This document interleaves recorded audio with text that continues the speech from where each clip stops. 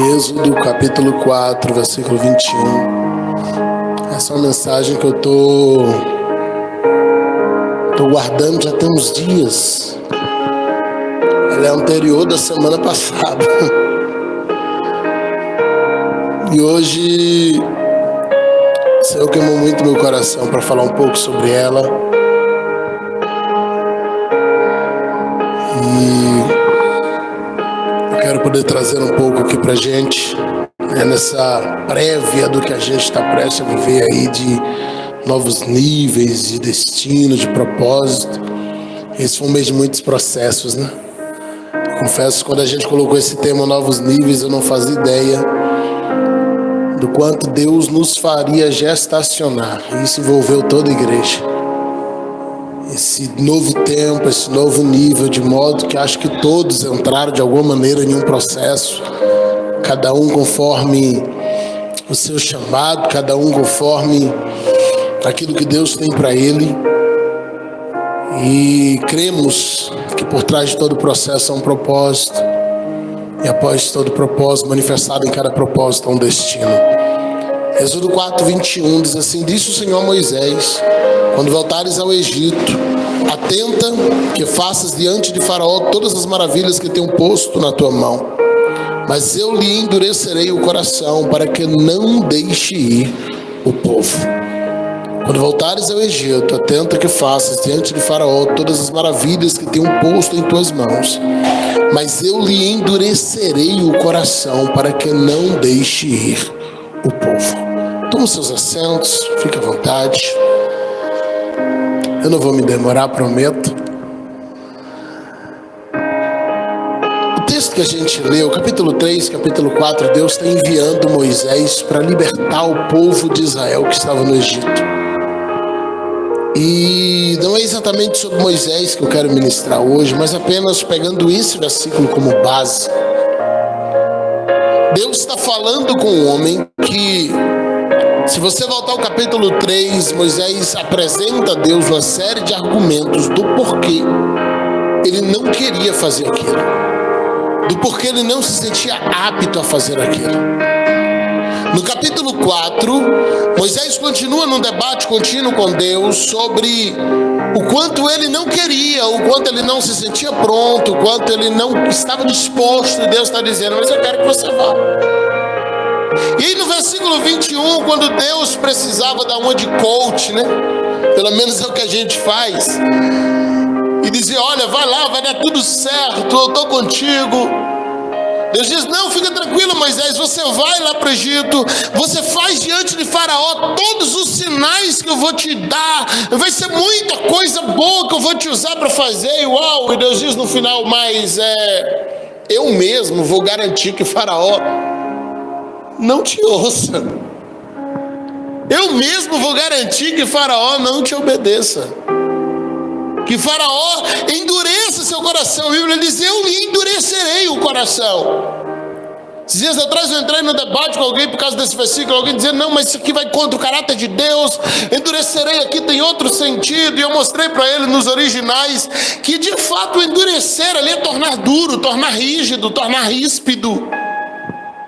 Deus está dizendo: eu vou fazer isso para que ele não deixe o povo ir.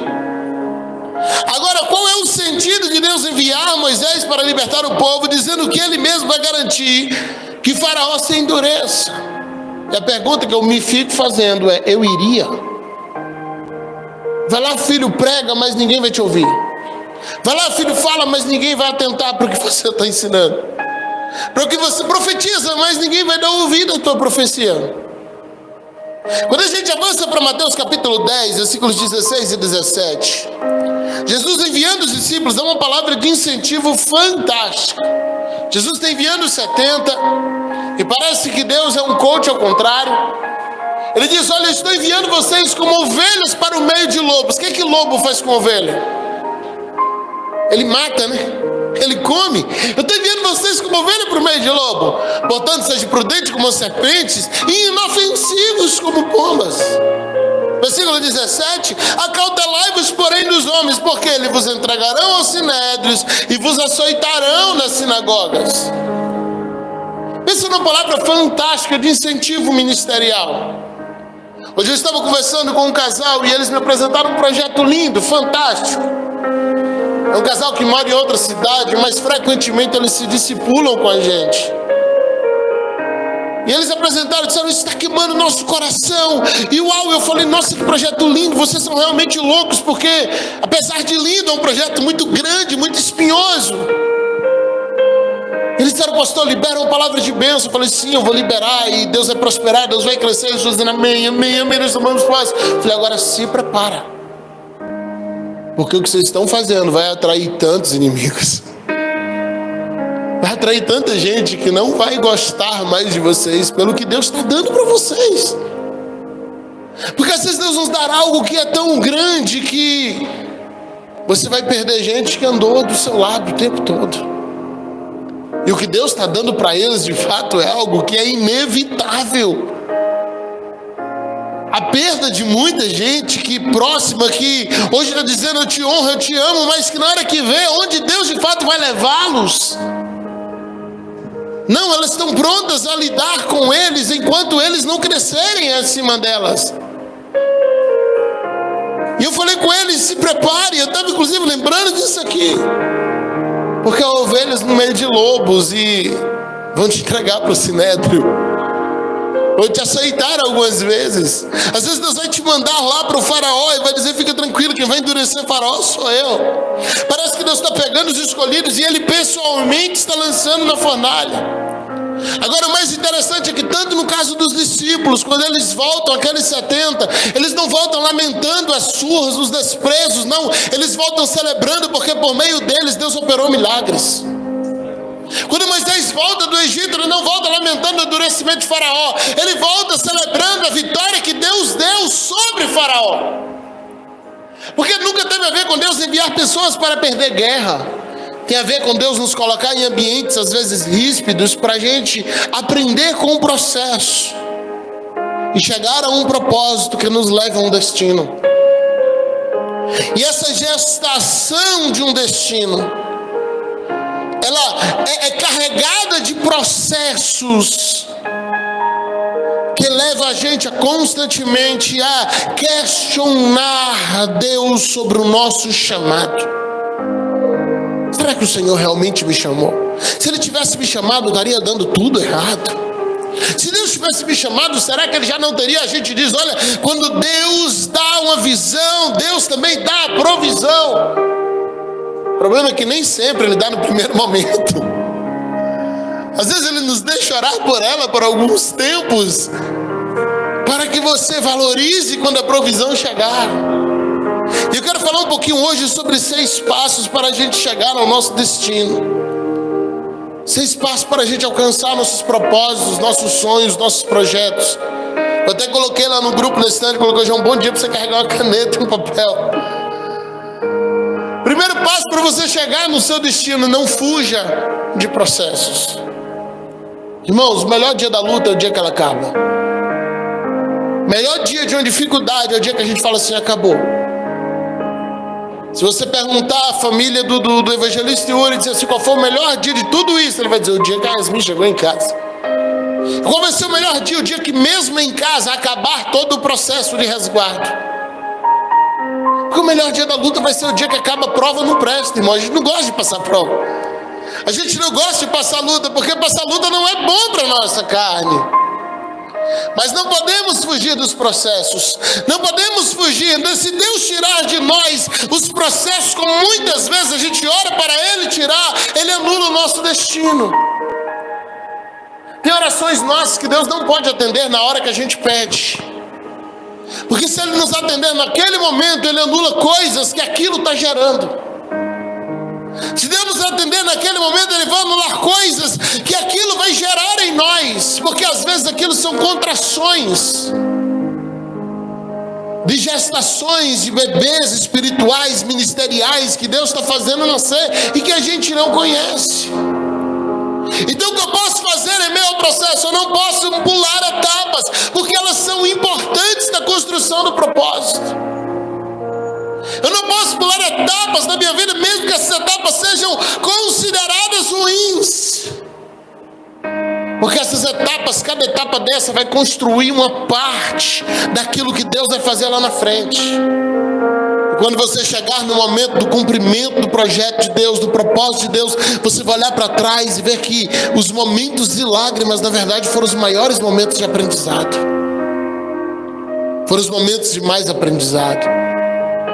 Foram os momentos que você mais aprendeu consigo mesmo e com Deus. Consigo mesmo e com o Senhor. Então entenda algo, é a forma como eu lido com esse processo que vai determinar o nível que eu vou alcançar no final dele. Quando você vai para Efésios 6, Paulo está dizendo: se revista da armadura de Deus para enfrentar o dia mau e depois disso permanecer firme. O dia mau ele chega para todo mundo, mas tem sempre um dia depois do dia mau. Esse dia depois do dia mau, o dia depois da guerra, é o dia da vitória. É o dia que você ganha o troféu da batalha e aquilo ninguém mais pode tirar. Quem de nós escolheria Moisés para guiar o povo de Deus? Um velho de 80 anos, com histórico de homicídio. Se você tivesse que escolher alguém para guiar um povo pelo um deserto, você não pegaria um idoso de 80 anos de idade, que no momento colérico matou alguém, que fugiu, que se escondeu por 40 anos. E por que Deus está escolhendo esse homem? Porque Deus não está olhando como a gente olha. Deus olha para alguém, vê alguém que aprendeu com o tempo, vê alguém que aprendeu com o processo. E para alguém que aprende com o processo, meu irmão, o destino é inevitável. A gente sempre vai ter bons argumentos para Deus nos tirar dos processos. E acredite, eu sou bom nisso, de orar a Deus, e eu apresento todas as cláusulas contratuais pelas quais Ele deveria me tirar daqueles processos. Mas nenhum dos nossos argumentos para Deus nos tirar do processo se equiparam aos argumentos de Deus para nos manter nele. E por que Deus quer me manter em um processo que eu quero sair? Porque Deus sabe o que aquilo está gerando em mim, enquanto eu só consigo ver o momento. Toda mulher no momento de contração, isso a Bíblia diz, ela promete a si mesma que nunca mais vai ter filho. Minha mulher me prometeu 3 vezes, na verdade 4. Essa é a última, nunca mais eu passo por isso.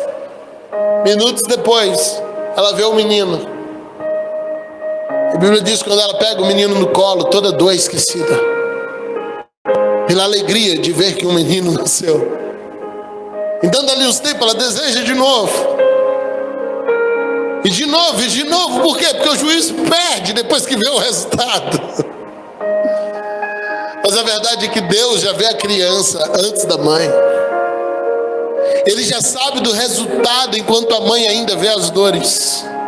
Ele já sabe do resultado e Ele sabe principalmente o quanto você vai ficar feliz com o resultado quando o processo acabar. Essa é a parte que nós não sabemos. Eu não consigo olhar para frente e ver exatamente qual é o futuro da PV Church. Eu não consigo olhar para frente, ainda que pela fé eu vejo isso, mas não consigo com os olhos humanos olhar e ver exatamente qual é o futuro ministerial do pastor Geisel Santos, da pastora Daniele Santos e de cada um dos obreiros que servem nessa casa. Mas Deus já sabe como você vai ficar feliz quando Ele cumprir todas as promessas. Deus já sabe como você vai ficar alegre quando Ele finalmente cumprir todas as promessas. E é por isso que Ele não te tira do processo agora, porque Ele já esteve no seu futuro. Eu falei aqui semana passada que 3 coisas chegam no teu futuro antes de você.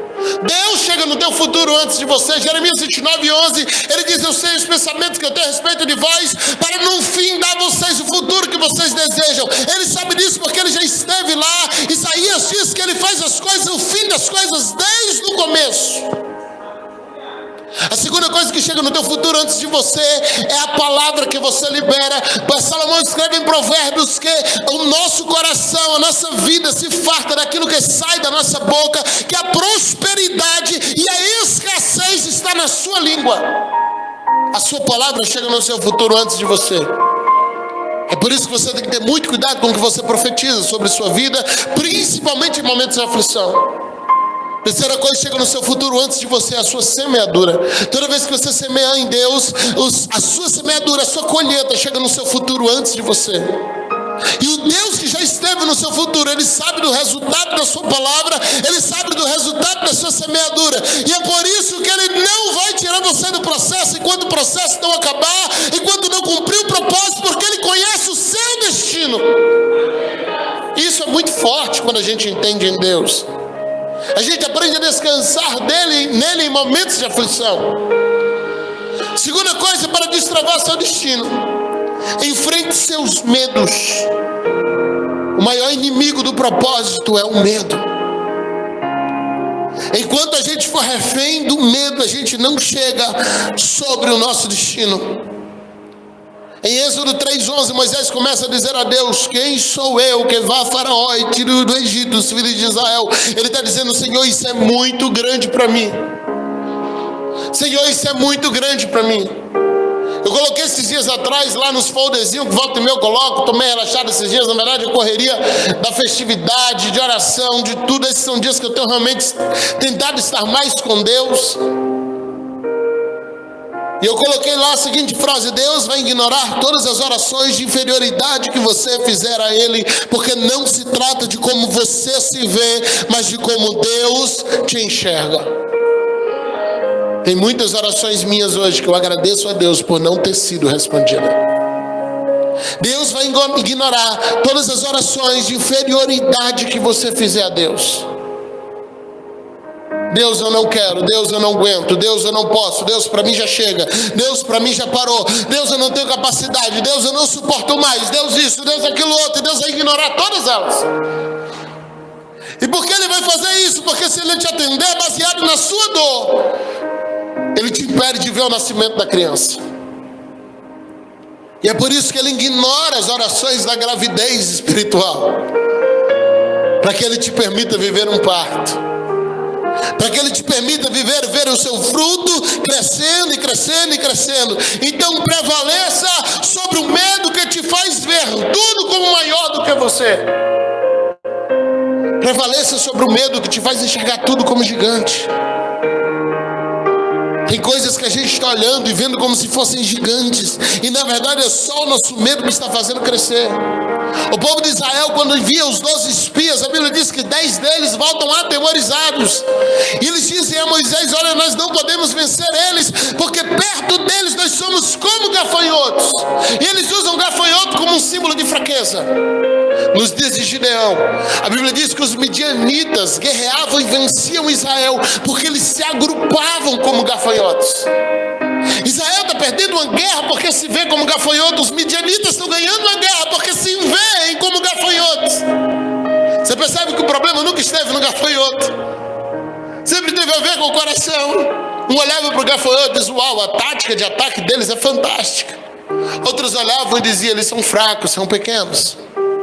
E aí levanta o João Batista, que era profeta, e ele comia o gafanhoto, porque o profeta é sempre mais doido que todo mundo. Quando levantar um profeta, ele vai lá, come gafanhoto, bota para fritar, e acaba com o símbolo de todo mundo, porque o profeta não tem muito juízo. Mas a maneira como você vê o gafanhoto tem a ver com seus filtros, tem a ver com seus medos, tem a ver com o seu coração. Sabe, queridos, eu e você não precisamos ser aprovados nos nossos próprios critérios. Nós precisamos ser aprovados no critério de Deus, ouvir a voz de Deus, saber o que Deus pensa ao nosso respeito. Então não tem a ver com os meus critérios. A única vez que Adão se sente indigno de se apresentar diante de Deus é quando ele olha para Deus a partir dos seus próprios olhos. Adão sempre se viu diante de Deus a partir do olhar de Deus. Um dia ele se vê com seus próprios olhos. Era a primeira vez que Adão se apresentava diante de Deus vestido, e foi a primeira vez que ele se sentiu nu. Porque quando você se vê diante dos seus próprios critérios, dos seus próprios olhos, você nunca vai se sentir pronto para viver o sobrenatural. Mas quando a gente olha a partir do olhar de Deus, os nossos medos se vão, e a gente começa a ver o que nem a gente mesmo estava vendo. Terceiro passo, eu vou me adiantar, nós vamos até o sexto, eu vou ser rápido. Se livre do teu passado. Para viver uma vida de superação, você precisa se libertar do seu passado. Hebreus 11, versículo 24, a Bíblia vai dizer: pela fé, Moisés, sendo já grande, recusou ser chamado de filho da filha de Faraó. Você imagina o garoto crescendo no palácio, tendo tudo o que o palácio oferecia. Sendo já grande, ele conhece o Deus de seus pais. E ele se recusa a ser chamado de neto do faraó. Ele abre mão de um passado de fartura, de riqueza, de dinastia, de um monte de coisa boa. Ele abandona tudo que prendia ele, aquele passado que era bom. Humanamente era muito bom. Mas ele abandona tudo aquilo para viver um propósito. E por que isso? Porque a fartura do Egito não era suficiente para revelar a identidade de Moisés. Às vezes a gente está preso a coisas que parecem nos sustentar. E não percebemos que a fartura do Egito por vezes anula a nossa identidade. Às vezes a gente está preso a muita coisa que parece ser o nosso sustento. E a gente vai perdendo de viver o propósito com Deus. Porque para viver o propósito de Deus você tem que soltar as muletas. Você tem que soltar as escoras.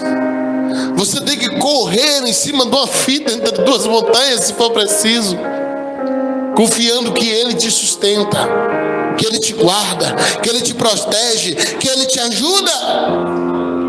Então nós precisamos por vezes quebrar as pontes que nos ligam ao passado, se a gente quiser viver o presente. Quebrar as pontes que nos ligam às amarguras, se a gente quiser viver o sobrenatural de Deus. Gente que quer viver o sobrenatural não pode viver remoendo feridas. Às vezes nós, e eu me incluo, não deixamos as feridas que há em nós cicatrizar.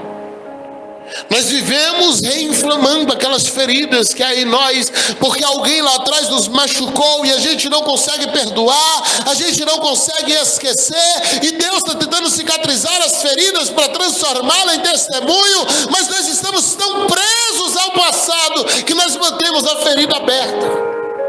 E enquanto a ferida está aberta, Deus não pode dar destino, Deus não pode dar propósito, Deus não pode colocar para frente alguém que está preso atrás. Temos que ter cuidado para as nossas falas não ser sempre sobre alguém que nos machucou. Nossas falas precisam ser sobre aquilo que nós superamos. Não podemos ser guiados por feridas, por frustrações. Não podemos ser guiados por algo que alguém fez lá atrás. Deus já está fazendo algo novo e nós precisamos nos libertar de tudo que ficou para trás para vivermos o novo de Deus. Nos libertarmos de tudo que já aconteceu. Tem muita coisa que aconteceu na nossa infância, na nossa adolescência, na nossa juventude. Tem muita coisa que aconteceu até mesmo na nossa vida adulta. Mas Deus já fez algo novo, você já está vivendo algo novo. Deus já te tirou de lá. Lembra do José no Egito, quando ele viu uma oportunidade real de vingar os seus irmãos. E acredite, o José foi tentado a vingar muitas vezes. Ele no primeiro momento, ele se recusa a atender seus irmãos, mesmo que ele não conhecesse. No segundo momento, ele cria um cenário para que Simeão ficasse preso. Ele larga Simeão preso, e a Bíblia diz, por muitos meses. Acredite, ele quis vingar. Ele vai criando cenários e ele queria, de fato. O coração é humano, eu sei. A gente romantiza as histórias bíblicas, a gente tenta deusificar as personagens bíblicas, mas não, eles eram homens. Mas chega um momento, eu imagino o Espírito Santo soando no coração de José, dizendo: José, olha onde você está. Não tem mais a ver com o que fizeram, tem a ver com o que eu fiz. Chegou a hora que você vai ter que parar de olhar o que já fizeram, você vai ter que começar a olhar o que Deus fez. E quando os irmãos de José reconhecem ele, desesperam, dizendo: não nos matem. José diz: por que eu vou matá-los? Se Deus transformou em bênção tudo que vocês tentaram fazer. Você entende agora o coração que mudou? Não tem mais a ver com o que meus irmãos fez comigo. Tem a ver com o que Deus fez a partir disso. Não é mais alguém que me vendeu para o Egito. Agora é Deus que me colocou como governador do Egito. Não é mais sobre a mulher do Potifar que me lançou na prisão. É sobre o Deus que me colocou como líder na prisão. Não tem mais a ver com alguém que me esqueceu depois de eu interpretar o sonho. Tem a ver com Deus me dando a interpretação do sonho de Faraó. Irmãos, esqueçamos o que alguém fez, porque em cima do que alguém fez, sempre em cima do que cada pessoa fez, Deus fez algo maior, Deus fez algo melhor, Deus fez algo mais importante. Então nós precisamos decidir sobre o que nós vamos testemunhar. Nós estamos falando de novos níveis. Eu sei que foi providencial de Deus. De alguma maneira sobrar para mim estar pregando nesses dias. Mas porque de alguma maneira o Senhor quer nos destravar de algumas coisas antes dele nos dar um novo. Os odres velhos precisam ser transformados antes do vinho novo chegar, porque Deus vai nos levar a níveis novos. Mas quando Deus fizer isso, nós precisamos estar prontos para não falar mais sobre o que o Judá fez, sobre o que Simeão fez, sobre o que Levi fez, sobre o que Rubem, Naftali, Dan ou qualquer um outro fez. Não, agora sobre o que Deus fez, o que Deus fez, o que Deus fez, porque Deus continua fazendo. Aleluia! Deus continua fazendo. Quarto passo: você precisa abandonar a independência de Deus e das pessoas. Ninguém constrói nada sozinho. Essa é uma frase fantástica do meu amigo pastor Jonathan Soares. Inclusive, muitos pontos dessa mensagem eu peguei de uma mesa com ele. Estávamos conversando, Deus foi nos dando algumas coisas. E esses dias atrás eu vi ele ministrando algo muito parecido disso aqui também. Pensa numa coisa boa mesmo. Ninguém constrói nada sozinho. Precisamos nos livrar dos espíritos de independência, porque a independência vai ser sempre uma marca registrada de alguém que ainda é guiado pela ferida, de alguém que ainda é guiado porque as feridas nos isolam. As feridas nos isolam. Eu falei esses dias atrás, lá no café da PVIC, Associação de Pastores aqui de Conquista, estávamos ali uns 200, 150, 200 pastores. Eu estava falando sobre isso. Se a gente não tiver cuidado, a gente vai se cercando de traumas, de feridas, e a gente se torna isolado, uma ilha isolada que não confia em mais ninguém, porque a gente passa a ser guiado por feridas. Independência é um risco, porque se torna uma marca de uma ferida aberta. Quando eu estou ferido em um lugar, é impressionante como parece que tudo toca ali. Tem a sensação? Esses dias atrás, não sei como, meu filho estava com um machucado aqui, andou, não sei se ele sentou de mau jeito. Tudo bem que eles assistem televisão, até de cabeça para baixo no sofá. Tem hora que eu chego na sala, é impressionante, os malabarismos. Eles estão assistindo com os pés nas costas do sofá, as costas no assento e a cabeça no chão. Eu não sei como funciona aquilo. Esses dias atrás ele disse que estava com andor aqui. E aí depois ele foi deitar e de repente ele voltou chorando e falamos o que foi. Ele disse, eu bati aqui no céu. Eu falei, como alguém bate o cangote em alguma coisa? Me explica como fazer para você bater o cangote. Como a dor surgiu, eu imagino que seja fruto, né, das poses. Mas como você bate o cangote em alguma coisa? Como isso é possível? Vou passar aqui, sei lá, pá, não dá. Aí você vê quando algo está ferido, tudo machuca ali, tudo dói ali, e a gente passa a dizer, uau, estão me atacando aqui. Não, na verdade é só porque tem uma ferida. Então foi a mesma coisa do dia anterior, mas agora doeu mais. E a gente, o que é que a gente faz no ato de ferida? A gente se protege. Eu lembro quando eu fui com minha esposa, a pastora Daniele, a gente foi para uma consulta uns 20 e poucos dias depois da cirurgia. E recentemente os evangelistas aqui receberam o mesmo diagnóstico, a mesma coisa que o médico falou para a gente, falou para eles agora. Falou com o Dani, você vai precisar de fisioterapia. A gente falou, por quê? Falou, porque você está torta. E a gente não tinha se dado conta, depois que o médico fala que você vai cair na real. Ela estava andando assim. O médico falou, sem perceber, você está com o seu braço protegendo o pulmão o tempo inteiro, e isso te entortou. E ela teve que fazer fisioterapia para voltar ao normal, porque ela não conseguia mais. E essa semana os evangelistas receberam o mesmo diagnóstico, mas você vai ter que fazer fisioterapia dela. Porque ela está protegendo, é automático. Se a gente não cuidar, a gente tenta proteger tanto o lugar ferido que a gente afeta outro lugar. Agora é a coluna que está fora do lugar. Por quê? Porque eu estou protegendo algo que machucou. Eu estou protegendo algo que doeu. Eu estou protegendo algo que foi ferido. E na ânsia de proteger o que foi ferido, eu machuco outra área. Então quando é que a gente se isola? Quando é que a gente é guiado pela independência? O que a independência revela? Revela um coração ferido. Revela algo que ainda está machucando. Revela algo que ainda não foi cicatrizado por Deus. E o isolamento se torna a base do ataque do diabo. O diabo age assim, porque a Bíblia diz que ele fica rugindo e bradando como um leão. E essa é a tática de um leão na savana africana. Ele separa um animal da manada para que ele possa atacar. Então ele nos conduz à independência para que a gente fique fragilizado. Quando a gente se torna independente de Deus, aqui você deu um ponto mais alto. A independência o mais perigoso é quando eu não estou só independente das pessoas, eu estou independente de Deus também. Aqui eu tenho uma base real para um fracasso. Pastor, mas está funcionando, está dando certo. Está dando certo não quer dizer que Deus está provando. Moisés bateu numa rocha, a Bíblia diz saiu água. No final Moisés não entra em Canaã por causa daquela água. Então dar certo não é sinal de que Deus está provando. A gente precisa separar essas duas coisas. Precisamos depender do Espírito Santo se quisermos ter um sucesso real. Que nunca nos falte a dependência de Cristo. 5, e a gente finaliza no 6. Não tolere murmurações, e muito menos os murmuradores. Uma vida de destino não cabe no ambiente de murmuração.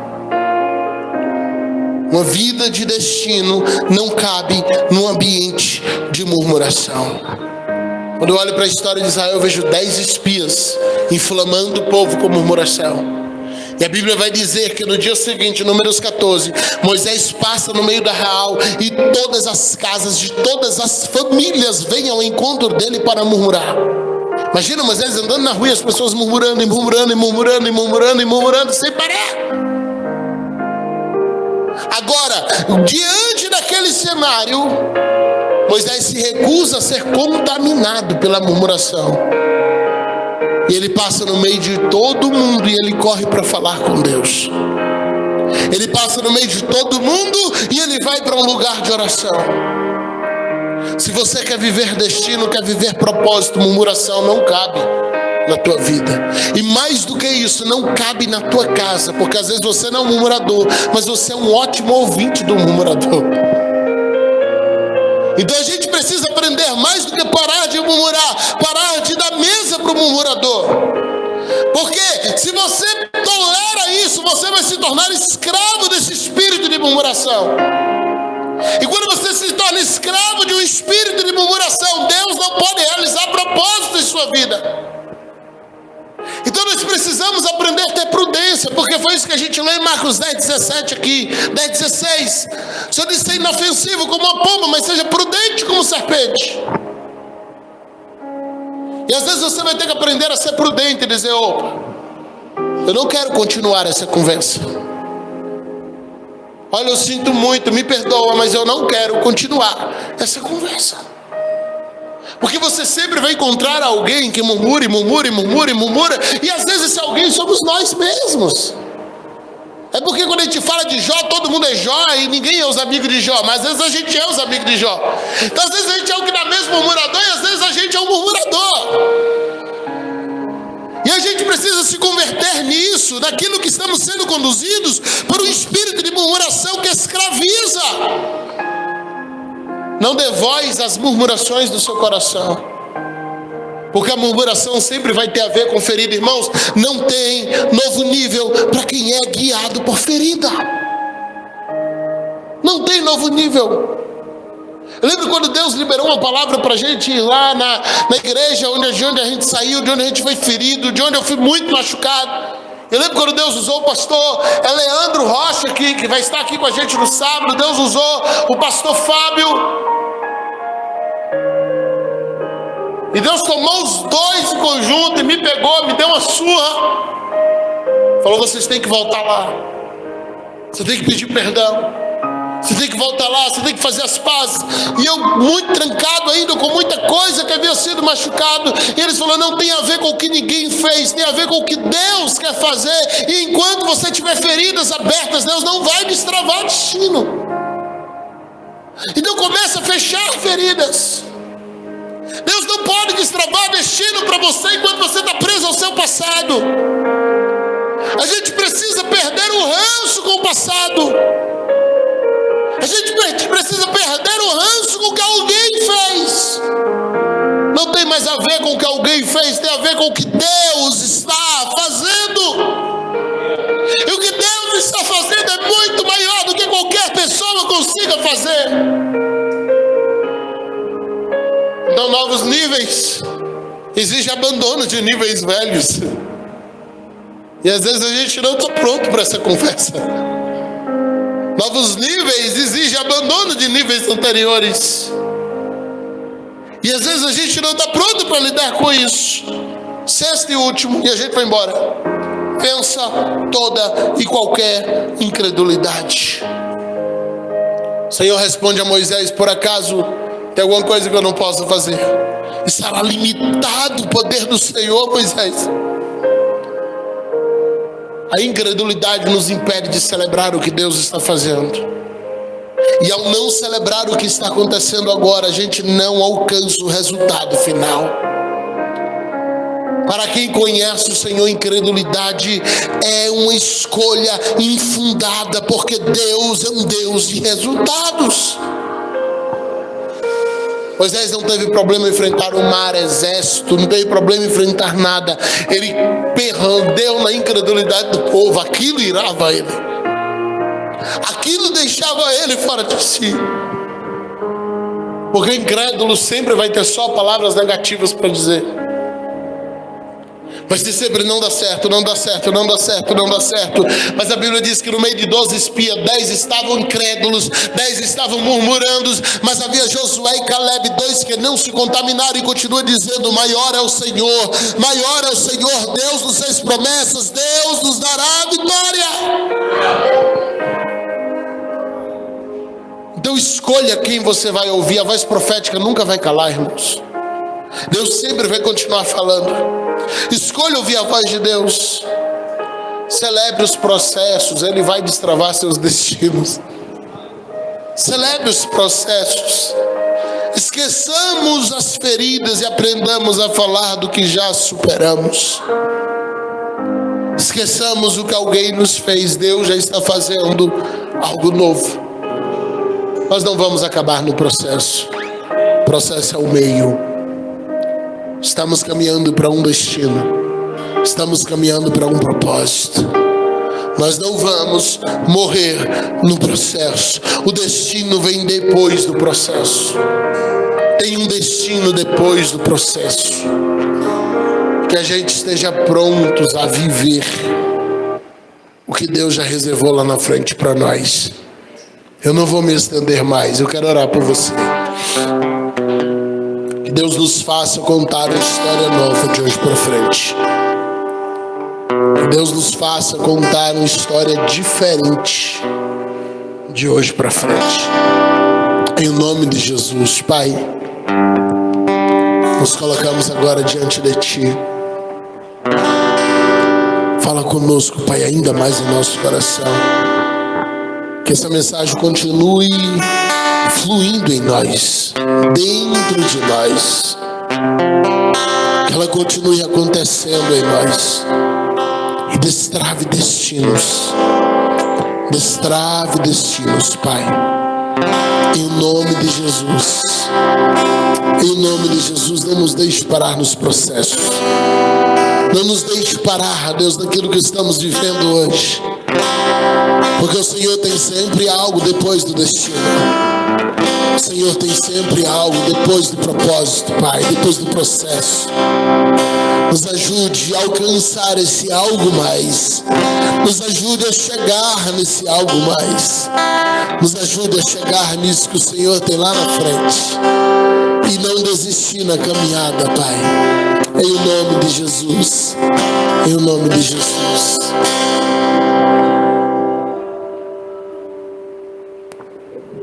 Aleluia.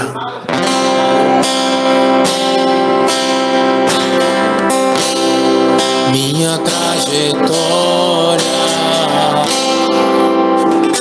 marcada por conquista, minha arma foi a fé. Minha esperança é regada por lembrança e o tempo não levou, mas parece que um furacão me alcançou. Deus, eu não pude imaginar, perdi meu chão. Olha como chora o meu coração.